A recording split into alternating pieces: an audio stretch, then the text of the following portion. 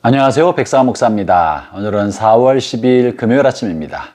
오늘도 신실한 마음으로 하나님의 말씀과 함께 하루를 살아가는 여러분 모두에게 크신 하나님의 복되신 은총이 함께 하시기를 바랍니다. 오늘 하나님의 말씀은 신명기 27장 1절부터 26절까지 말씀인데요. 그 중에 2절과 3절 말씀으로 주신 말씀의 은혜를 나누고자 합니다. 하나님께서 이스라엘 백성을 이제 광야 40년 생활을 마치고 가나안 땅에 들어가게 하셨을 때 특별히 이제 가나안 땅 요단강을 건너 첫 발을 내어디디면서 그들에게 가장 먼저 요구하신 것, 가나안 땅을 밟으면서 가장 먼저 하도록 요청하신 것이 무엇이겠습니까? 그것은 다시 한번 가나안 땅 정복 전쟁을 위해서 땅을 정탐하는 것이 아니었습니다. 가나안 땅에서 이제 그들이 머물 수 있는 숙소를 위하여 집을 짓거나 장막을 세우는 일이 아니었습니다. 가나안 땅의 첫 발을 밟으면서 그들에게 제일 먼저 하나님이 요청하신 것은 바로 하나님의 말씀의 돌비를 요단강 강가에 세우는 것이었습니다. 오늘 본문 2절과 3절을 제가 읽어보죠. 너희가 요단을 건너 내 하나님 여호와께서 내게 주신 땅에 들어가는 날에 큰 돌들을 세우고 석회를 바르라. 요단을 건넌 후에 이 율법의 모든 말씀을 그 위에 기록하라. 그리하면 내 하나님 여호와께서 내게 주신 땅 곧 젖과 꿀이는 땅에 내가 들어가기를 내 조상들의 하나님 여호와께서 내게 말씀하신 대로 하리라. 가나안 땅을 정복하고 하나님의 약속을 성취하기 위해서 하나님이 이들에게 요구하신 것은 전쟁에 잘하도록 군사훈련을 시키거나 전략을 짜거나 잘 정탐하라고 하는 것이 아니었습니다. 전쟁에 관련된 것, 다시 말하면 가나안 땅을 소유로 얻는 것에 관련되어서는 이제 하나님께서 하실 것이다. 하나님의 약속대로 해 주실 것이다 라고 말씀하고 계시면서 이스라엘이 해야 할 것은 너희는 너희에게 했던 약속의 말씀, 율법의 말씀, 계명의 말씀을 잊지 않고 기억하기 위해서 그곳에 돌비를 세우고 그 후의 말씀을 모두 기록하라고 한 것입니다. 형제자매 여러분, 광야에서의 삶과 가나안 땅의 삶은 아주 달랐습니다. 광야는 동가식 서가숙하는 삶이었습니다. 어떤 일이 벌어질지 알지 못하는 매우 불안정하고 위험천만하며 불확실한 삶을 살았습니다. 반면에 가나안 땅은 집을 짓고 농사를 지으며 자기 땅을 가지고 있는 안정적인 삶을 살게 될 것입니다. 광야에서는 이스라엘 백성 이외에는 다른 사람들이 이곳에 오지 못했습니다. 그러나 가나안 땅에는 그 땅에 살고 있었던 원래 원주민, 가나안 7 족속들과 더불어 같이 살아가야 됩니다. 광야에 있는 동안에는 하나님께서 직접 나타나셔서 구름 기둥과 불 기둥으로 그들을 인도해 주셨습니다. 이스라엘 백성이 어디 있든지 하나님은 하나님의 현존과 임재를 눈으로 보이는 구름 기둥과 불 기둥을 통해 나타내 주셨고 그들이 필요한 것은 만나를 직접 공급하심으로 채워 주셨습니다. 반면에 가나안 땅에 머무는 동안에 그들은 만나를 공급받지 못했습니다. 가나안 땅에서는 농사지어서 수확을 통하여 그들의 필요를 채워야 했습니다. 그것은 구름기둥과 불기둥이 더 이상 그들의 눈앞에 나타나지 않았습니다. 하나님의 현존과 하나님의 임재는 보이는 형상이 아니라 보이지 않는 말씀의 기둥으로 하나님께서 그들과 함께하고자 하셨던 것입니다.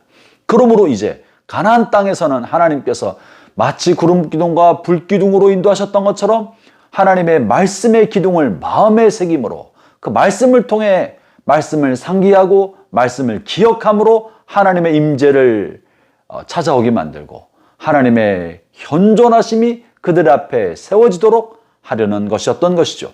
그래서 하나님은 가나안 땅에서는 이제 구름기둥과 불기둥을 대신할 말씀의 기둥을 세우라고 하신 것입니다. 사랑하는 형제자매 여러분, 저와 여러분은 이와 같은 하나님의 백성들입니다. 이제 하나님의 현존하심이 가시적인 어떤 사물을 통해 나타나는 것이 아니라 이미 우리에게 주신 하나님의 약속의 말씀, 계명의 말씀, 신약과 구약, 언약의 말씀을 우리 마음의 기둥으로 삼음으로 우리가 이 땅에 사는 동안에 하나님의 백성다운 삶을 살 수 있게 되는 것이죠. 하나님의 백성은 말씀의 백성인 것입니다. 말씀의 임재 가운데 사는 사람들이고 말씀의 가르침대로 순종하여 사는 사람들입니다. 그러므로 우리가 구름기둥과 불기둥으로 광야에서 그들이 인도함 받은 것처럼 오늘 우리의 삶 속에서 하나님의 인도하심은 주여 오늘도 내게 말씀해 주옵소서. 말씀을 읽고 묵상하면서 하나님의 인도하심을 받는 것입니다. 멀리서 구름기둥과 불기둥을 쳐다볼 때마다 하나님 우리 가운데 함께 하시는구나 라고 광야 백성들이 인식했던 것처럼 오늘날 말씀을 읽으면서 하나님 우리와 함께 하시는구나. 말씀을 통해 말씀하시고 말씀을 통해 함께 하시며 우리와 함께 하시고 이 가운데 현존하시는구나 하는 것을 확인하게 되는 겁니다. 그러므로 형제 자매 여러분, 여러분이 무엇을 하든지 하나님의 말씀이 앞서가게 하십시오. 어디서 무엇을 하든지 하나님의 말씀의 기둥을 먼저 세우십시오. 그러면 하나님이 여러분에게 주신 모든 약속을 이루어 주실 것입니다. 오늘 본문에는 우리의 마음속에 이 같은 말씀의 기둥을 세움에 있어서 조심할 것 한 가지를 이야기하고 있는데요. 본문 6절의 말씀입니다.